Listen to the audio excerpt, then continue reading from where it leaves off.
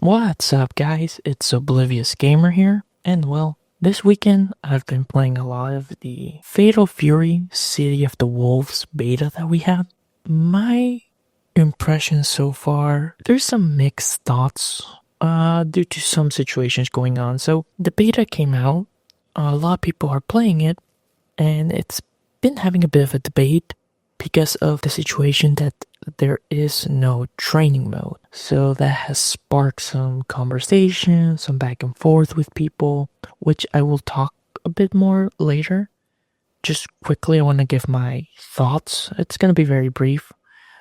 Personally, I've been looking forward to Fatal Fury City of the Wolves. I've been enjoying a lot of the trailers, I've been looking up all the gameplay, and I've been very hyped for this game. Now that I've played it, I really like the game, particularly been playing a lot of Preacha.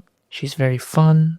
I like a lot of the new mechanics, though I do have some thoughts that maybe we should have a conversation, and I've seen some people talk about this. The main one being ref blows. The game introduced a new meter called the ref gauge. It's basically the drive gauge from Street Fighter, but in reverse. I would say that's the best way to compare it. So of course there's some mechanics linked to that gauge, and then there's some specific mechanics to that gauge. Now a big thing is ref blows. Ref blows are, and of course I'm going to be using more Street Fighter 6 terms because that's the latest and a lot of people have been playing that game, so you're probably more familiar with them. Ref blows is kind of like equal to a drive impact. So they are this like armor hits. And of course, for example, if you do your ref blow and then your opponent times their ref blow at the same time, on most situation, of course, the one who did it last will win. And the situation that's been happening is a lot of people are saying some ref blows are not as good or as strong as others. A situation that we have, for example, is Rock's ref blow, I think, is particularly strong because he's able to jump in the air, which even if he does it first, he's able to avoid some ref blows because he's in the air, and some ref blows are particularly like hitting on the ground. So that's an example. So there's a lot of conversation about how strong that move is and then like what should be done. Particularly, I see some of the situation. I don't know how much they're gonna change it. We will have to see. There's only 2 months until the game's release. It could be also, hey, with time we will figure it out, because that was kind of the same situation with Drive Impact. There was a lot of conversation about that particular move, and then as the game came out and people started playing, it kind of toned down a bit. There were some changes, but it overall kind of stayed the same. So I could see it with time, people figuring out and realizing maybe it's not as strong, or maybe with the devs toning it down a bit. Connection has been alright. I'm surprised how good connection can be. I was playing with somebody in Europe and it was fantastic. The biggest problem, and that's where like a lot of the negativity has come from the beta, is the matchmaking. Matchmaking is terrible. You can be there for 10 minutes. Some people apparently were saying they were for 30 minutes waiting for a match. And of course, that impacts a lot of the game, and some people were echoing that fear where when KOF 15 came out, it didn't have good matchmaking, and that kind of killed some of the game's hype and momentum, because a lot of people were like, I'm not able to find matches where I'm going to play this. And there's some concern that if they don't fix this by the release of the game, it could impact the performance, it could impact people playing the game, because it's like, why would I wait 10 minutes? And SNK, from my understanding, took a while to fix KOF 15.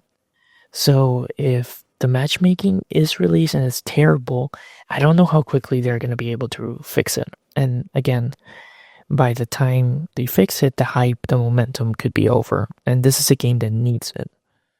And some minor stuff here and there. I think the overall menu sucks. In my opinion, I don't like it. I think this minimize trying to go with like old school style is not good.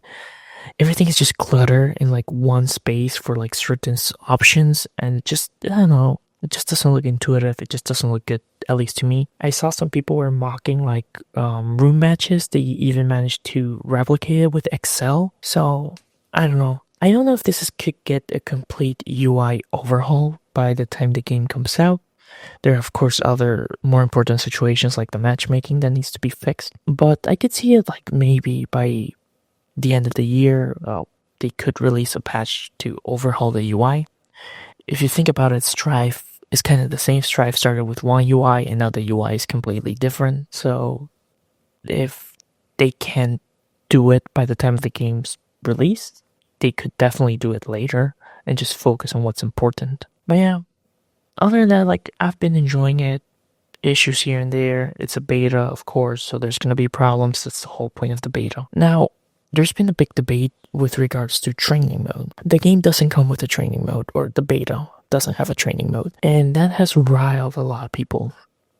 And I see two sides of the coin here, so I'm not necessarily on one camp, but I can see both arguments. Training mode has importance, especially when it comes to fighting games. You take a character, you are able to lab it, you're able to train, you're able to figure out combos. Without training mode, it's a bit harder, especially for a lot of people.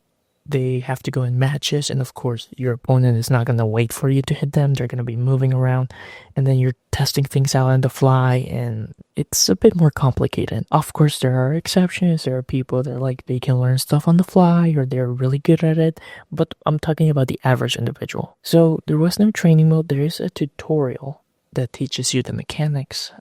But again, you can sort of use it as a training mode, but your only option is rock, which is why like somebody releases queue of like the top 300 players, and like most players are rock, because rock is the only character that you can train if you think about it. Some people have been angry because no training mode. I'm not gonna play this. I want to be able to lap at least an hour with my character, see what connects, see what doesn't connect, and then go online. And that's completely valid. I see it. I myself has been struggling with combos because I'm like, what connects, what doesn't connect, trying things on the fly, learning stuff, and there's moments where it's like, I wish there was a training mode so I could just quickly like hash some combos out, test what works and what doesn't. And of course, there's other people saying no, there's no need for a training mode. Everything is fine. There's two reasons why we don't have a training mode. One, this is a beta. The whole point is for you to go on matches and to test the network, not for you to be playing in training mode. That's not useful for the developers. What's useful for the developers is having you go on matches so they can test the connection. And then the other situation is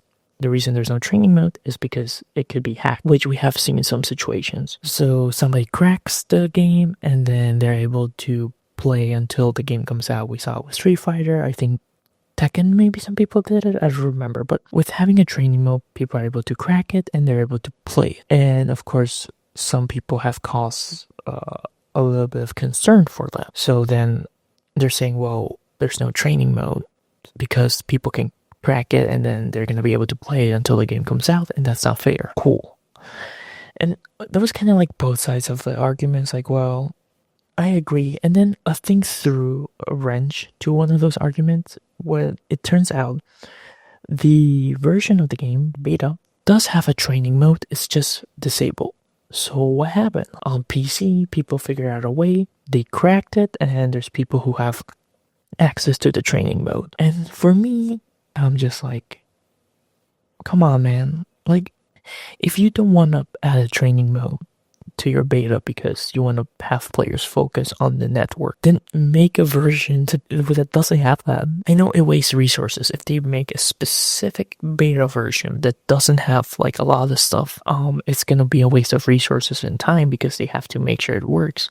But bro, this is like, it's one of those situations where it's like they really thought people weren't gonna crack it because they're like, oh, we're just gonna hide it, nobody's gonna crack it. And it's one of those situations where I think it happened with Street Fighter Cross Tekken, where when they released the game, all the DLC characters were available on the disc, and people told them like, hey, don't do this. People will be able to crack the game and have access to those characters. Like, why would they crack the game that's illegal? 100% sure SNK was like, it's fine.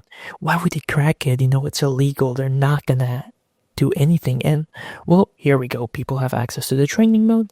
And by the time this beta ends, I guarantee somebody will have a way to play the game until it releases. So, all that like argument like, oh, they're doing this for this, it's there, so it just becomes a situation. It's like, if you have it, just unlock it, fam. Like, people still figure it out. Just let people train. I don't know. Like I said, I see both arguments, but with the game getting cracked or the training mode getting cracked, it's hard to lean on the other side. So I don't know. It sucks.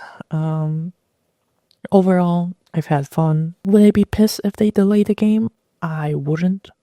If they need time to fix the matchmaking or if they're gonna do another beta, I think that's a better decision. Like, this game has to come out really good. The matchmaking needs to work. The connection needs to be good.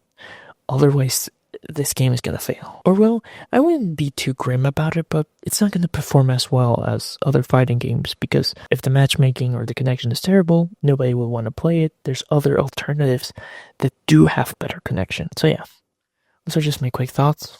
As always, guys, what are your thoughts? This has been Oblivious Gamer, and I hope you'll have a wonderful day or night wherever you are.